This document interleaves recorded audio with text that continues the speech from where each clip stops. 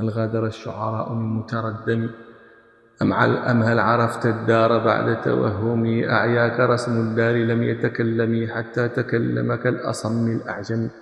أثني علي بما علمت فإنني سمح مخالقتي إذا لم أظلم، وإذا ظلمت فإن ظلمي باسل مر مذاقته كطعم العلقم.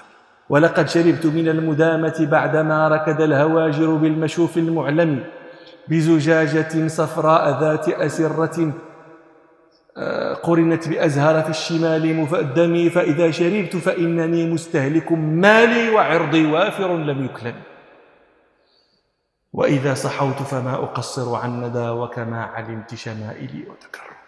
ولقد حفظت وصاة عمي بالضحى إذ تقلص الشفتان عن وضح الفم، في حومة الموت التي لا تشتكي غمراتها الأبطال غير تغمغم، إذ يتقون بي الأسنة لم أخم ولو أني تضايق مقدمي، لما رأيت القوم أقبل جمعهم يتذامرون كررت غير مذمم، والرماح كأنها أشطان بئر في لبان الأدهن، ما زلت أرميهم بثغرة نحره ولبانه حتى تسربل بالدم، فازور من وقع القنابل بانه وشكى إلي بعبرة وتحمحم، لو كان يدري ما المحاورة اشتكى ولكان لو علم الكلام مكلمي.